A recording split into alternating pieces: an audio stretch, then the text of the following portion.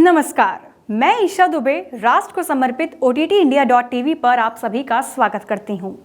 रात बोझल सी क्यों बैठी, दिन ही है आ जाएगा, एक किरण बस भोर की फिर प्रकाश छा जाएगा।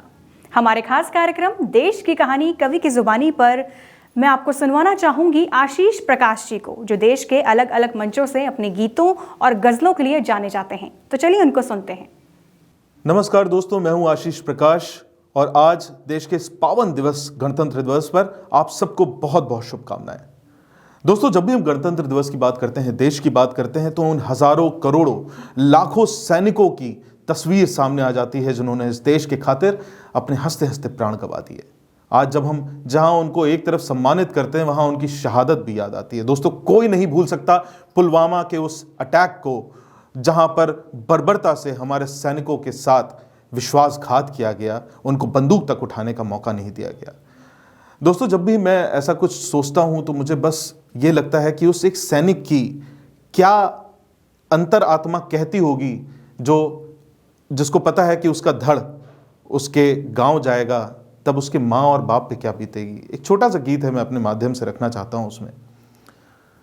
मेरी बंदूक रखना सिरहाने मेरे, मैं तिरंगे में लिपटा जो घर जाऊंगा। मेरी बंदूक रखना सिरहाने मेरे, मैं तिरंगे में लिपटा जो घर जाऊंगा। मेरी वर्दी को धड़ पे सजाना जरा। याद रहे कि ये वो सैनिक कह रहा है जिस सैनिक का अपना धड़ भी आधा खत्म हो चुका है। मेरी वर्दी को धड़ पे सजाना जरा, देखना यार कैसे संवर जाऊंगा। मेरी बंदूक रखना सिरहाने मेरे, माँ है भोली मेरी तुम न कहना उसे। एक माँ के सामने अपने बेटे को तिरंगे में लिपटा हुआ देखना कैसा होता होगा, उसको रखने की कोशिश करी है। अगर आप तक वेदना पहुंचे तो बताइएगा। माँ है भोली मेरी तुम न कहना उसे, लाल उसका शहादत को हासिल हुआ। एक तिरंगा जरा देख के कहना उसे, बेटा अब फख्र करने के काबिल हुआ। फिर से अगले जन्म में मिलूंगा उसे, गोद उसकी सुकून मैं किधर पाऊंगा। मेरी बंदूक रखना सिरहाने मेरे। मित्रों, हमारे देश में बाप और बेटे के बीच एक छोटी सी दीवार होती है, कांच की दीवार होती है। उस दीवार का जिक्र करते हुए मैं बताता हूं कि कैसे बाबूजी को बताने के वो वादा लेता है अपने दोस्त से। बाबूजी को मेरे जब बताना सुनो, बाबूजी को मेरे जब बताना सुनो, हाथ कांधे को उनके लगाना सुनो। वैसे बनते हैं संग दिल हमेशा ही वो, पर न आता है आंसू छिपाना सुनो।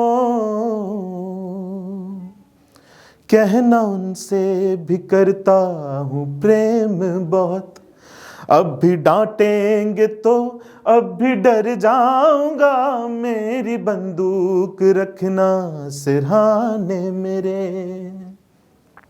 दोस्तों, हर रिश्ते की बात होती है, लेकिन एक बहुत महीन सा रिश्ता है जिसका जिक्र कभी नहीं होता। वो रिश्ता होता है दोस्ती का। उस दोस्त अपने एक दोस्त को क्या बोलता है कि मेरे और दोस्तों को क्या बताना। मेरे यारों को देना निशानी, मेरी शर्त उनसे लगी थी पुरानी। मेरी लौट के गांव छुट्टी में आऊंगा जब,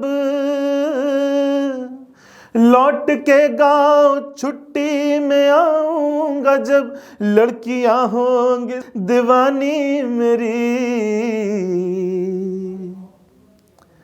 मेरी बारात में होंगी शामिल सभी, गांव के प्यार से मैं तो तर जाऊंगा, मेरी बंदूक रखना सिरहाने मेरे, मैं तिरंगे में लिपटा जो घर जाऊंगा, मेरी वर्दी को धड़ पे सजाना जरा, देखना यार कैसे संवर जाऊंगा। दोस्तों, जब भी हम देश के शहीदों की बात करते हैं, जवानों की बात करते हैं, एक तरफ तो वो शहादत, जिस शहादत के बिना आज इस आज़ादी, इस गणतंत्र का कोई मान नहीं रह जाता, और एक तरफ वो जोश, वो जज्बा जिसको अपने सीने पे लपेटे ये जवान -74 डिग्री की ठंडक में या +50 डिग्री की गर्मी में राजस्थान, जैसलमेर जैसी जगहों पर पड़े रहते हैं।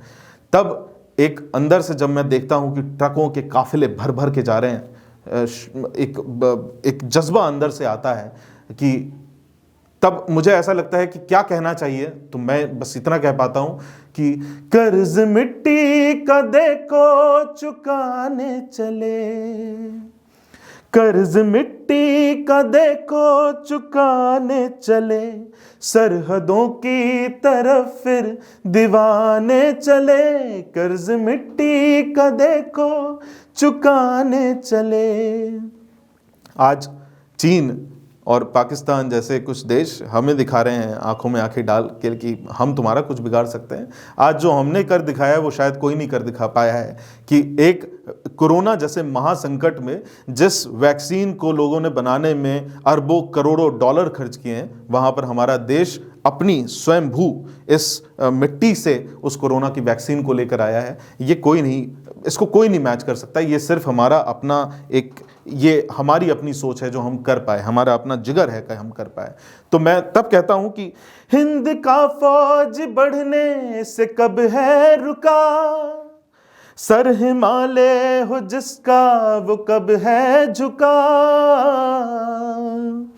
फिर मशाले दिलों में जलाने चले, सरहदों की तरफ फिर दीवाने चले, फिर से दुश्मन खड़ा है जो अब द्वार पे, हम नहीं रुकते लड़ने के ललकार से, फिर से दुश्मन खड़ा है जो अब द्वार पे, हम नहीं रुकते लड़ने से ललकार से, हम ही हैं राम, हम ही हैं राम, फिर से बताने चले, सरहदों की तरफ फिर दीवाने चले, सरहदों की तरफ फिर दीवाने चले।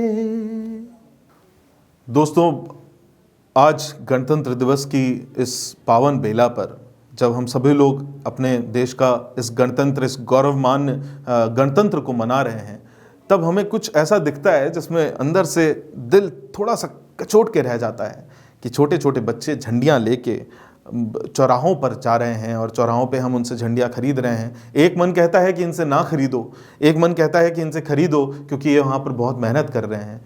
तो तब मुझे 4 पंक्तियां मैं रखता हूं आप सबके सामने कि चौराहों पे बिकती झंडियां भी याद रखना तुम, और उन बच्चों की बस मुस्कान को आबाद रखना तुम, जो दिखती कैद है ढाबों में और ट्रैफिक के सिग्नल पे, जो दिखती कैद है ढाबों पे और ट्रैफिक के सिग्नल पे, उसी बचपन को बस मजदूरी से आजाद रखना तुम, उसी बचपन को बस मजदूरी से आजाद रखना तुम।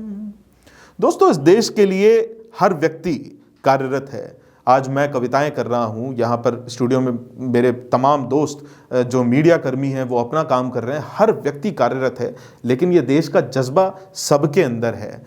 तो अब मैं कहता हूं 4 पंक्तियां कि इश्क मोहब्बत जुनून से बढ़कर क्या होगा, इश्क मोहब्बत जुनून से बढ़कर क्या होगा, वतन तुम्हारे सुकून से बढ़कर क्या होगा, इश्क मोहब्बत जुनून से बढ़कर क्या होगा, वतन तुम्हारे सुकून से बढ़कर क्या होगा, तुम्हारे सजदे पे सर झुका दूं मैं कितने, तुम्हारे सजदे में सर झुका दूं मैं कितने, तुम्हारे अजमत पे खून से बढ़कर क्या होगा, तुम्हारे अजमत पे खून से बढ़कर क्या होगा।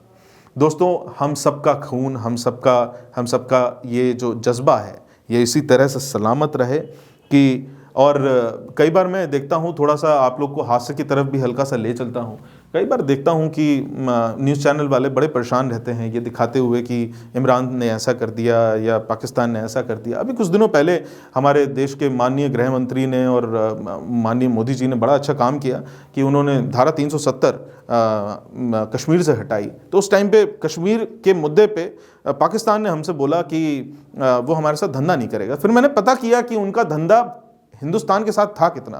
दोस्तों, आपको जान के हैरानी होगी, हमारे शो का बजट उससे ज़्यादा है जितना वो धंधा करते थे।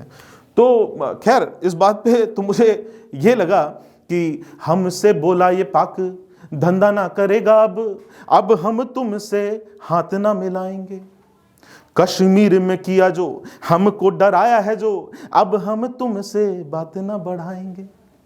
बोला भारत कितना था धंधा आपका और मेरा, बोला भारत कितना था धंधा आपका और मेरा, कष्ट करें क्या आप हमें इतना बताएंगे। ऐसे लगता है, ऐसे लगता है, ऐसे लगता है जैसे बोले अंबानी से कोई, पंचर वाला तेरा अब पंचर ना बनाएंगे, पंचर वाला तेरा अब पंचर ना बनाएंगे। तो दोस्तों, ये जो हम न्यूज़ चैनल वाले और जो हम लोग एक ऑरा में जी रहे हैं कि पाकिस्तान हमें डराने की कोशिश कर रहा है, चाहे हमारी हस्ती को मिटा सके। कुछ तो बात है जो हस्ती मिटती नहीं हमारी। हम उस देश के बाशिंदे हैं जिनको, जो ये एक संस्था है, ये एक भारत जो है वो एक भूमि नहीं है, एक भूमि का टुकड़ा नहीं है। जैसा अटल बिहारी वाजपेयी जी ने अपने भाषण में आज से 20 साल पहले कहा था कि ये एक संस्था है, ये अपने आप में एक संस्कार है, ये कभी ख़त्म नहीं हो सकता। और आज गणतंत्र दिवस के माध्यम से मैं आप सबको बार बार यही कहता हूँ कि अपने अंदर के इस ऊर्जा को कभी भी झुकने मत दीजिएगा।